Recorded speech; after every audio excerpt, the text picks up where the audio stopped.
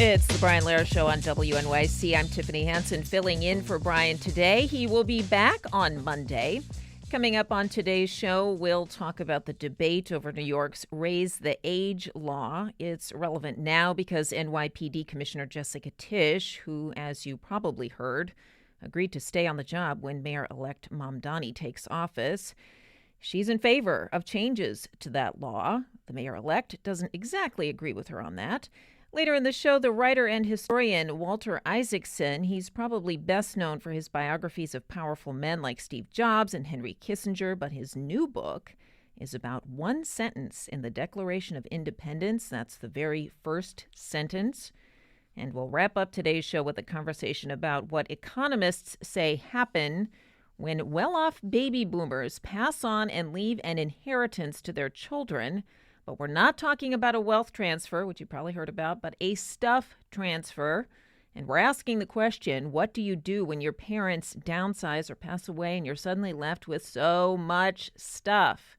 It can, of course, be a hard thing to deal with, so we'll get into it. And we want your experiences and opinions on this, so stick around for that.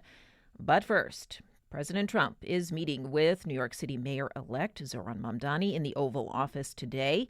In a statement on social media this week, he said the, quote, communist mayor had requested the meeting. A likely topic for the two will be affordability. Affordability has, of course, been a central issue for Mamdani during the recent mayoral campaign. And for Trump, it seems that he's perhaps realizing what economists have been saying, which is tariffs don't work, that the negative effect they have on the economy at large by hitting working Americans in their pocketbooks is real. We'll talk with our first guest about the president's meeting with Mamdani, about the repeal of certain tariffs, and about what some people think is the increasing chaos in the White House, some of which has been spawned by the impending release of the Epstein files. We'll also talk about what Congresswoman Marjorie Taylor Greene's beef with the president might signal for the upcoming midterm elections. With us for that conversation is Jonathan Lemire, a writer for The Atlantic magazine and co-host of Morning Joe on MSNOW, which is formerly MSNBC. Welcome back to the Brian Lehrer Show, Jonathan. Always happy to be here. Good morning. And Jonathan and I would, of course, love to have you join this conversation. How do you think the mayor-elect should approach this meeting with President Trump? Should Mamdani be open to working with the president? And where might that common ground be? Are you encouraged or discouraged by Mamdani's inclination to meet with the president? You can call us. You can text us. 212-433-9692, 212-433-WNYC. All right, Jonathan, let's just start with this meeting between President Trump and Mayor-elect Mamdani. President Trump announced the meeting on his social media site, Truth Social. I just want to quote what he wrote here. Communist Mayor of New York City, Zohran Mamdani, has asked for a meeting. We have agreed that this meeting will take place in the Oval Office on Friday, November 21st. Jonathan, I have to say, the first thing that struck me, and there's a lot packed into that announcement, but the first thing that struck me was his use of Mamdani's middle name. It was really reminiscent for me of when he used to call President Obama by his full name, Barack Hussein Obama, a dog whistle meant to seem I don't know what. Did that strike you as similar? And I guess more broadly, what does this sort of really demeaning behavior get the president politically? Well, for Trump, it's yet another play to try to excite his base, and dog whistle exactly that. He uses the mayor-elect's middle name. He put it in quotes even for some reason. And certainly we know that the mayor's race in New York kind of ended on a pretty dark note of Islamophobia. It seems like Trump, who has played in that sandbox before, is trying to do so again now. He also, as you noted, called the mayor-elect a communist, which he is not. He is a democratic socialist. And I will say, I'm not a betting man, but if I were to place a wager on one thing today, it's this. Currently on the White House schedule, that meeting, which is set for 3 o'clock Eastern in the Oval Office, is listed as closed press, meaning no reporters or cameras will be inside. Here's my wager. That will change. Yeah. I think President Trump wants this moment to be broadcast. He wants the audience. The question is, what will the tenor of the meeting be? Because Mamdani, who has said consistently, I'll meet, he's been very, very critical of Trump, but has said, I will meet with anyone who wants to talk about the issue of affordability. So we can see why the mayor of New York City, this city is dependent to some degree on Washington and its funding, would want to have this meeting. Trump is the wild card here, and you could see it going any number of ways. To that point of seeing it go any number of ways, I, of course, immediately thought of the president's meeting with Ukrainian President Volodymyr Zelensky in the White House the first time. It was extremely contentious. He and the vice president were downright, just really hostile almost toward Zelensky during that meeting. There was press present. Would you wager in your wager that something like that might happen? It's certainly possible. Now, I think there are two possible potential paths here. First, as it is sort of well known that, and we have seen it time and again, when he wants to be, President Trump can be charming. He's in the hospitality business, right? Like he's a hotel owner.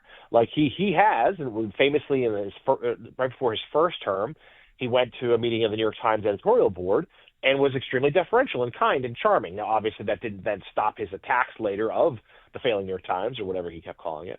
But if he wants to be, he can be charming. And he has privately said that he thinks Mamdani is a very talented political athlete, that he's a remarkable communicator. He thinks he's got a great smile, the rest. And what is less, so that is one path, is that maybe in that moment he will be sort of friendly with Mamdani and then blast him later on Truth Social. That's still possible. But you're also right to bring up the Zelensky meeting, because that's the other path here. Is it right then and there, performing for the cameras, he might want to use to go on the attack. And there's been many on the right who welcome Mamdani's win, not because they agree with his politics, but exactly the opposite. They think he'll be an effective foil. He'll be an effective, like, hey, this is the new face of the Democratic Party. He's a communist, quote, quote, quote.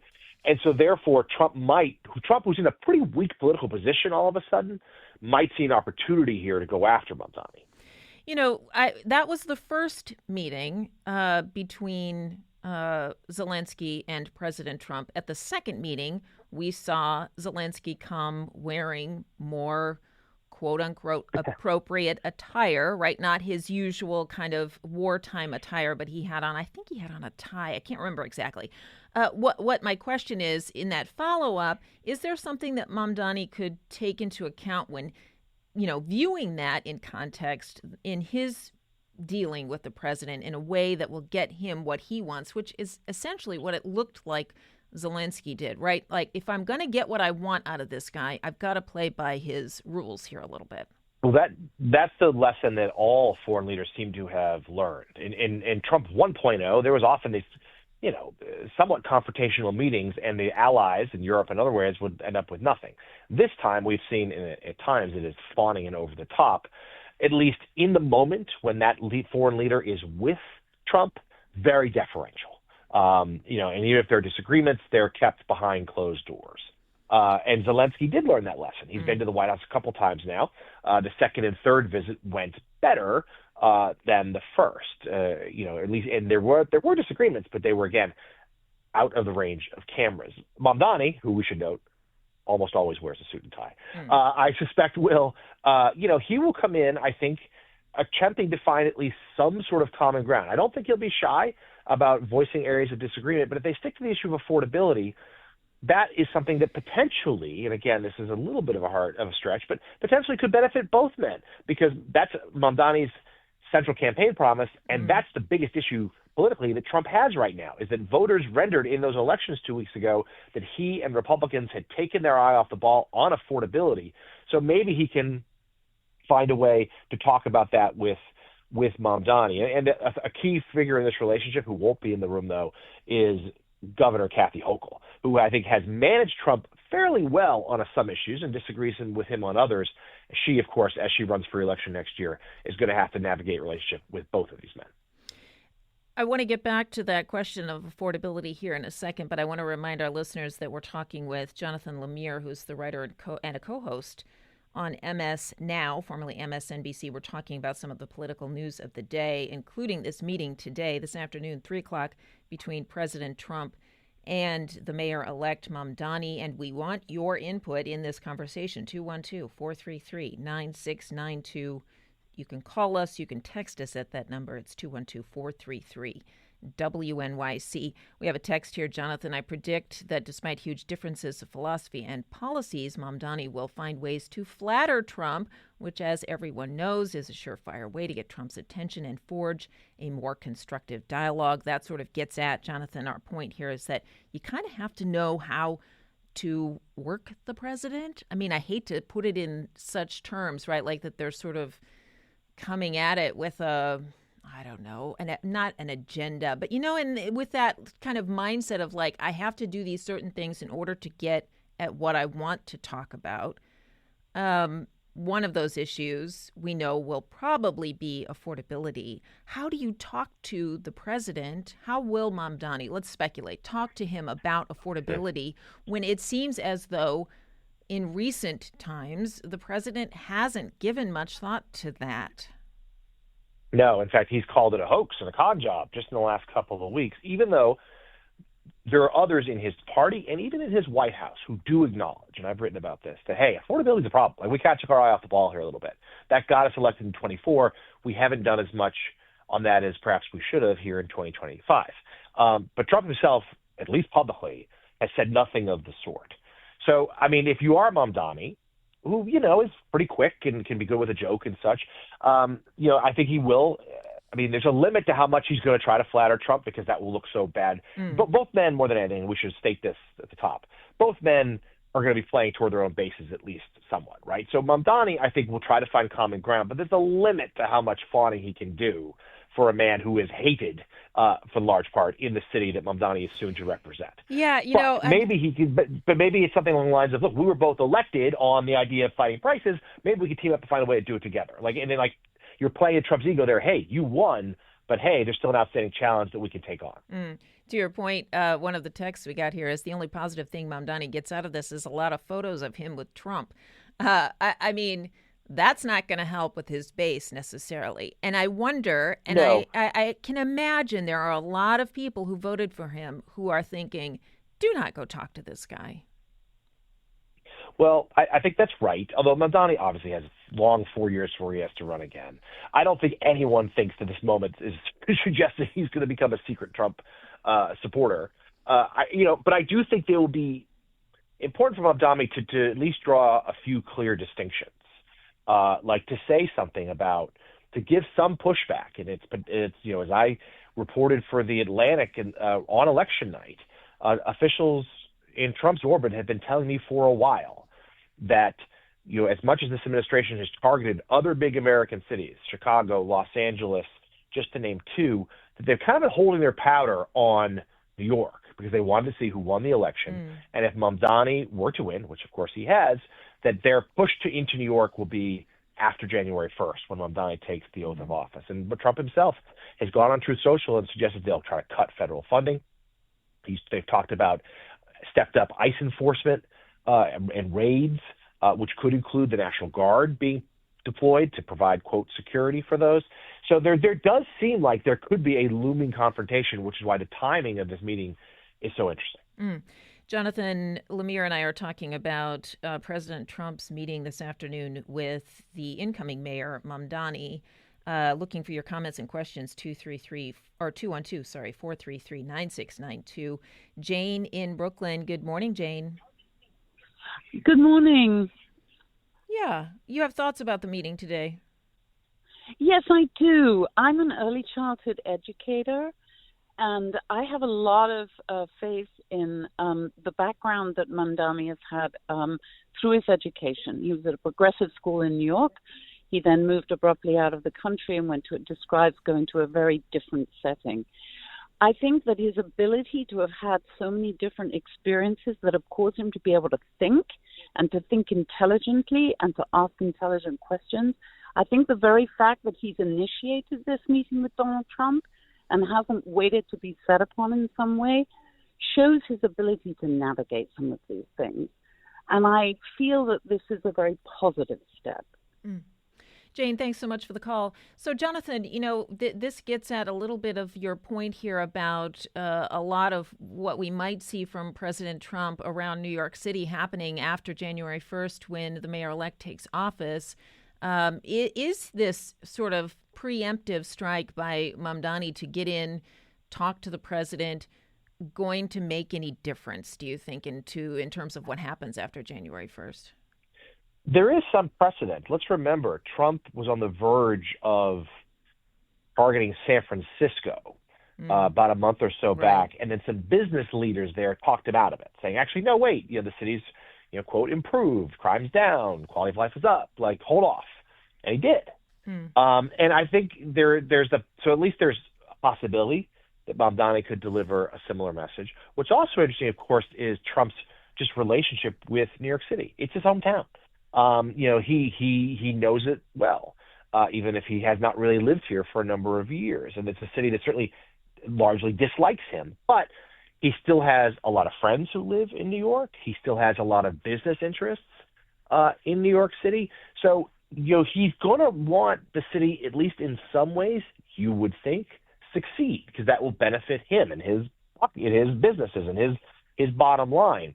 And there are people who certainly moneyed interest in Manhattan, who he does still talk to, from Washington, who are also, who are going to perhaps share concerns about Mamdani's policies, but who are also not going to want the city to be starved of federal funding either, because that would just be disastrous for all. I mean, it is a really interesting moment. It's a test for two men who are, whatever you think of them, are pretty good political animals and are pretty good at reading the moment. They both have very competing interests going into this meeting. And, I'll be watching at 3:00 with everybody else. Obviously they have competing political interests. There is also the fact that President Trump, I would wager a guess, really thinks of himself as a New Yorker and cares deeply about the city. He would say that. This is not the first time that a president has really focused in on New York City. You wrote about an incident with Gerald Ford, which I think is pretty great context. If you want to just tee that up and tell us a little bit about that history. Sure. There's perhaps the most famous headline in the history of the New York Daily News, a paper which I worked for some years ago, was Ford to City, drop dead. And that was because back in the late 1970s, when the city was going through its fiscal crisis, Ford did, to offer a federal bailout to the five boroughs. Now, it turns out some months later, he actually did authorize a series of loans that helped New York City. So it was a little bit different, but Washington did step up eventually. But it was held against Ford, that he was seen as callous and unfeeling. And there are other reasons for it, but he told people after his election defeat to Jimmy Carter that was one of the reasons why.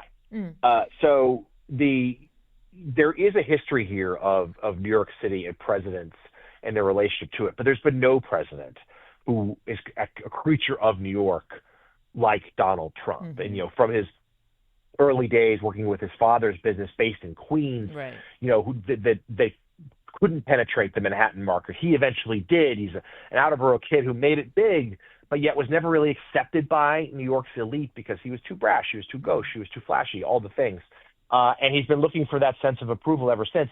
Didn't even get it after becoming president because the city is so deeply democratic. And every time he'd return to Trump Tower, he'd be met with protests. So basically he stops coming back and really is not, and it even changed his residency now. He's a Florida resident, not a New York resident, but he still does, I'm sure, in his heart, think of himself as a New Yorker. And as I just mentioned, still has real interest there. Does that get under his skin, do you think? I mean, I think that this is someone who is very clearly set on retribution against people, institutions that he views as having, some negative effect on his, his favorability, his business acumen, insert X here, whatever the negative effect on him is, really gets under his skin. Is some of what we're seeing here in terms of his laser focus on New York City because of that also? I think that plays a role, yes. I mean, he's, as you just laid out well, he is someone who is driven by slights. He is deeply insecure in many ways. And I think that he has had a real resentment against New York City for a long time. Let's remember, even after he first won in 2016, there was a plan for him to live part-time in New York because he thought that was home. He's a creature of habit. He loves Trump Tower. And he was met with such anger and revulsion by his neighboring New Yorkers, that he abandoned that plans very quickly. He never other than when he comes in town for the UN, he never comes to New York City anymore. And I think that he has harbored a grudge. And so if the meeting doesn't go well, that's it's in part because of that other path that he's already dead set, Trump is, to not just using Mamdani as a political foil, but also because he is looking to punish his hometown for a variety of reasons, including electing someone he has deemed a communist. And let's remember, he's already hurt the city once before, earlier this fall, when he slashed the Gateway project, the tunnel connecting New York to New Jersey, because he was angry at Senator Schumer and Leader Jeffries, two, again, New Yorkers, so to try to punish them. But we saw that backfire, as those in now Governor-elect Cheryl's campaign have told me. They were in a very tight race until the government shut down, and when they slashed funding to both that tunnel and less so the Second Avenue subway in New York, New Jersey residents who use that tunnel, who commute on those trains, were negatively impacted by it, and that helped the Democratic candidate. Yeah, Jonathan, to that point, I want to bring a caller into our conversation here. John in Plainfield. Hi, John. Hi. It's interesting that you mentioned that, because I would thought that would be an area where they could find some common ground if he would unfreeze the funds for the Gateway tunnel. Don't you think that would be something that Mamdani and Trump could come together on, releasing those funds and allowing that project to go forward? Jonathan? It's possible. Certainly infrastructure projects are popular, and by Republicans and Democrats alike. And it's an opportunity for the president to say, look, I'm creating jobs. That's a win.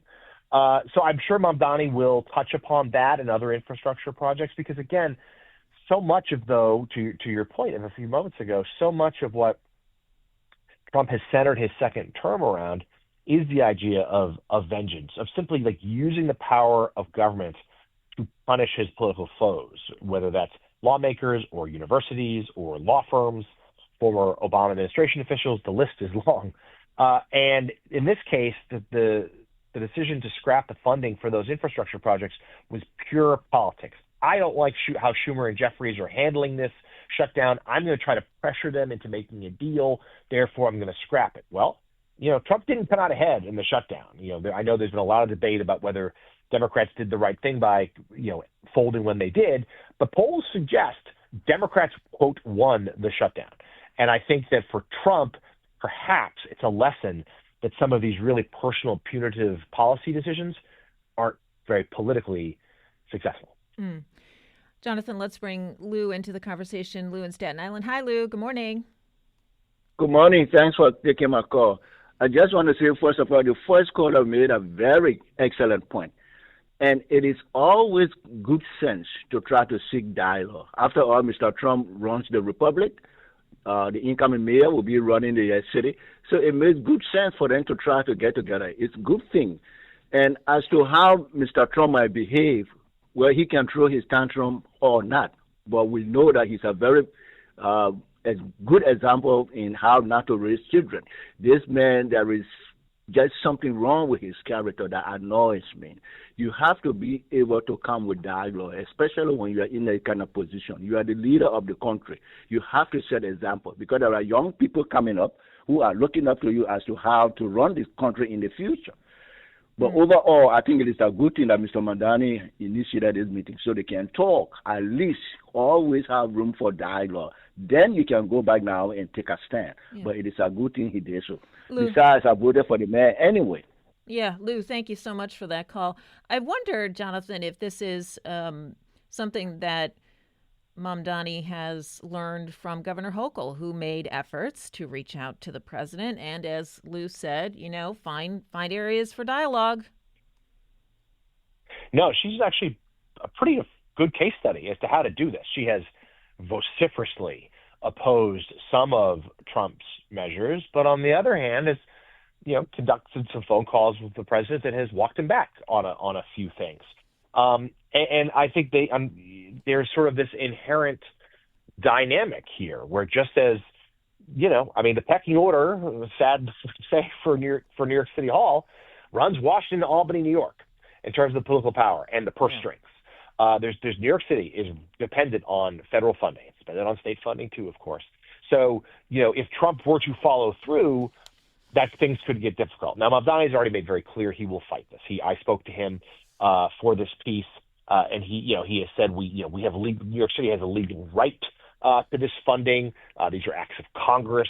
The president has no ability to change that, and they're preparing an army of lawyers, he said, if needed, to fight for what they want to stand for. And I do think for Mamdani, he saw Eric Adams, his predecessor, largely capitulate to what President Trump wanted in this year. Mamdani certainly, he's going to find areas of agreement, perhaps, but he is not going to just go along with everything Trump wants. And the piece you're talking about here, Jonathan, you wrote in The Atlantic about Mamdani being the foil that Trump wants. Listeners, good article if you can look that up. Before we get off this topic, Jonathan, let's just speculate what might be the other topics of conversation. We mentioned affordability, perhaps transportation, undoubtedly, one would think, ICE raids, immigration. What else? Yeah, no, I think that's going to be a big one. And perhaps this is the part that happens when the cameras are off. We'll see. But ICE raids, we saw the one on Canal Street a few weeks back, met with real furor from people walking by. So I think ICE raids will be a big part of this. I think potential topic of the National Guard being deployed to the 5 boroughs will be significant. I also think 2 other things for sure will be the issue of crime. The idea of, Trump keeps pushing the idea that New York City is a very dangerous place. By statistics, it is not. Most people in New York will say that things have felt a little different since the pandemic, but by any measure, the city is a very safe one. And I think Mamdani got a lot of praise when he decided to keep on the current police commissioner, Jessica Tisch. And then the last one would be perhaps the idea of tax hikes on the rich. Trump is a rich guy. A lot of his policies have favored the rich. The One Big Beautiful Bill, extraordinary, historic tax cuts for the wealthiest Americans, including billionaires. Mamdani very much saying he wants to go the other way on that. So that could be another point of discussion, and I would venture disagreement. We're talking with Jonathan Lemire, writer for The Atlantic and a co-host on MSNOW, formerly MSNBC. Jonathan asserts that the Trump steamroller is broken. We're going to talk about that on the other side of a break here, so don't go anywhere. This is The Brian Lehrer Show. I'm Tiffany Hansen, in for Brian. Stay with us. It's The Brian Lehrer Show on WNYC. I'm Tiffany Hansen, in for Brian today, and our guest is MSNOW Morning Joe co-host and Atlantic Magazine writer Jonathan Lemire. We're talking about the politics of the day. One of the things I wanted to ask you about here, Jonathan, is, of course, the Epstein files have been in the news pretty much constantly. What's been interesting to me is this evolution that has been running concurrently with Georgia Congresswoman Marjorie Taylor Greene. She has found herself on the very wrong side of President Trump these days, which is not a place that we have seen her in past years, months. We've seen her very much at his side, wearing the red MAGA hat. Now, this infighting has led the president to call her a, quote, traitor and a raving lunatic. What I'm curious about is, what does this portend for other, congressmen, congresswomen who are up for re-election in the midterms and just sort of the midterms writ large? Like, if you are like Marjorie Taylor Greene and you go up against the president, boy, you better watch out, especially with midterms coming. Yeah, I don't think it's quite a Marjorie Taylor Greene welcome to the resistance moment, but it is interesting how she's been willing to break with the president on a couple key issues. First and foremost, you're right, the Jeffrey Epstein matter, where she has a driving force effort on the right. Let's remember, the Epstein conspiracy theories are largely a MAGA creation. It's Trump's own base that wants this information out there. And she has defied him on that, but also on, the healthcare subsidies. She's talked about that. She's talked about affordability. She's apologized, which is a rare thing for a politician, but particularly a Republican politician in the Trump era, apologized for some of the language that she's used in the past, saying that it was threatening to others because she knows how terrible it feels for her now that Trump has turned his sights on her. So that's really interesting in itself. But I think your larger question is a good one. Are we seeing now the first signs of cracks in Trump's control of the Republican Party? And there have been a few examples in the last couple of weeks. Obviously, the party took big losses in the elections earlier this month, but we've seen the Senate defy him, what he called to blow up the filibuster. We have seen members of the Senate call into question his tariffs, saying this isn't helping the economy, and frankly, this is congressional power that you've stolen. We have seen some question some of these strikes of boats off the coast of Venezuela, saying, well, that's not, we haven't heard a justification for this. There's a long line of things where Republicans are starting to not lash out at Trump, but just distance themselves even slightly. Now, we shouldn't overstate this. He still has remarkable control over his party. But if his losing streak continues, and this is without question the lowest moment of his second term, these Republican voters, or Republican politicians, I should say, are going to start looking at their own reelection chances next year. And they might need to find themselves creating some space from him. And if that were to happen, and especially if Republicans take big losses next November, then we're officially entering Trump's lame duck phase. And that will be fascinating to watch because we're starting to see now, it's only a couple tentative steps, but then it'll be a full-on stampede to try to create space from Trump and jockey for position as the heir apparent to his movement. Colorado Congresswoman Lauren Boebert said that this is really going to have no effect on the MAGA movement. But I think there's a difference here between the MAGA movement and it's the health of that movement and the political aspirations of people in the Republican Party who may or may not find themselves interested in keeping their jobs. And so I guess it's kind of splitting hairs, but maybe not really, that the MAGA movement might just be just fine on the other side of this. The Republican Party, maybe not. That's possible because the MAGA, not all Republicans, I would think, would consider themselves MAGA, although that percentage has grown dramatically in the last 4 years. But right now, we see, my colleague Joe Scarborough likes to point out, has been pointing out all week long, these sort of polling that shows Republicans well down to Democrats, and these generic ballot tests where they just, it's not actually named candidates, but simply, for a congressional race, Republican versus Democrat. Democrats have opened up, I believe, something like a 15-point lead, which is so interesting because the Democrats' party overall approval rating is still quite low. It's picked up a little bit in recent weeks, but it's still quite low. But in the head-to-head, they have a huge lead on Republicans, as big of a lead as they had in November 2017, a year before Trump's first midterms, when Democrats, it was a blue wave, and they took control of the House. And that is something that is really alarming those in the White House now, and Trump personally, though he has yet to really change any of his positions to try to reverse his political fortunes. But certainly he has, and I have reported, he is deeply concerned about what would it mean for him were Democrats to even get one house of Congress next year because, let's say they do take the lower chamber, they'd have the power of the subpoena, and they could run investigations into the president, into his staff, into his family, and they might even revisit the idea of impeachment. I think that the historical context there is good for listeners to remember. You did mention that you wrote rather, that the Trump administration's steamroller is broken. We're talking about broken how? Broken because of infighting? at the White House? I mean, we did see during the first administration just a kind of churn of top officials at the White House. We haven't seen that this go around. We haven't seen, a lot of the same kind of chaos that we saw in the first administration. But so what do you mean when you say the steamroller is broken? We're sort of starting to see the wheels come off. How?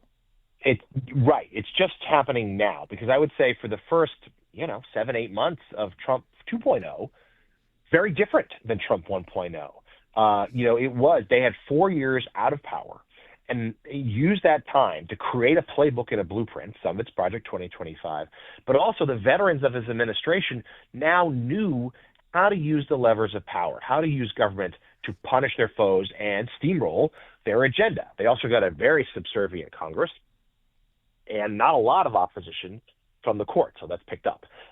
What we've seen, and the reason why I wrote the piece now this week, is because things are starting to change, beginning with those election night defeats, beginning with, as we just discussed, Republicans being willing to defy him, which would be the quickest route for his eventual political irrelevancy. But we are seeing there's been infighting has returned. Secretary Kennedy, the health secretary, had to call off his supporters who were turned on Susie Wiles, claiming that she, the White House chief of staff, was blocking the MAHA agenda. We are seeing a sloppiness, which really defined the first term, right? That, as I write in the piece, the first travel ban, I'm exaggerating only slightly to say that Stephen Miller and Stephen Bannon wrote it on the back of a napkin and didn't even have it lawyered up before they tried to put it into play, and it was quickly overturned by the courts. This time around, they've been much better and more methodical until recently. We're seeing the James Comey case fall apart. We're seeing the tariff case, the redistricting fall apart, scathing assessments from federal judges. We're seeing the tariffs called into question by the Supreme Court. There's suddenly a degree of sort of sloppiness and an ad hocness that didn't exist earlier in this term, with the exception of DOJ, that's now permeating the White House. And also this idea that his priorities are all wrong, that he is focusing on retribution and doing things like knocking down the East Wing of the White House to put up a ballroom nobody asked for. So that could be one thing that sort of precipitated this, steamroller, the wheels falling off of this operation, as you characterize it. What are the other things that you think have precipitated this beginning of a decline, if we can call it that? Is it the shutdown? Yeah. Is it what? Yes, I think we should. First of all, it shouldn't be overstated. This is just the first signs of the Trump White House coming off the tracks. You're right. The shutdown, that was mishandled. The polls suggest Republicans were blamed by far more Americans for the shutdown than Democrats. We are seeing, that the way the Republicans have spoken out against him. And we have seen him be dogged by, we've seen him have to walk back some things, which again was not something he was doing early on, including some of these tariffs. And then we have to at this moment return to the Epstein matter, where it is not the kind of scandal that, at least to the best of our knowledge, there's no sense that there's something criminal for him in the material that could be released.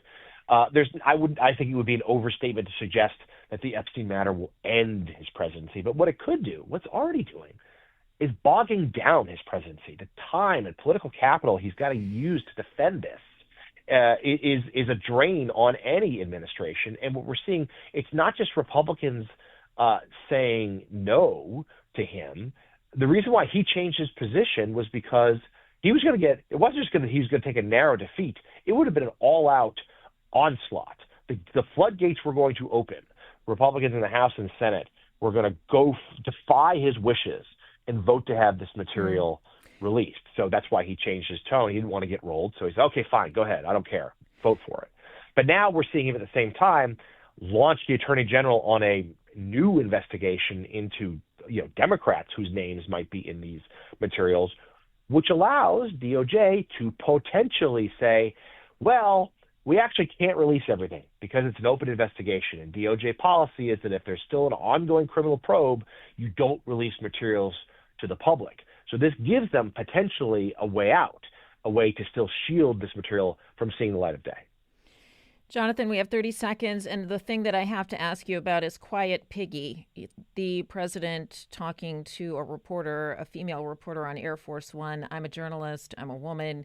I know what my reaction is. I'm sure you can imagine. I'm just wondering, 30 seconds, what was yours? Well, certainly the president did this in the first term as well. He does not like being challenged by reporters. He does not like being challenged by female reporters. Also this week in the Oval Office, with the Crown Prince of Saudi Arabia, he attacked an ABC reporter for asking about the murder of Jamal Khashoggi, the Washington Post columnist, who, U.S. intelligence assessed that MBS, the Crown Prince, Mohammed bin Salman, either blessed or at least knew about.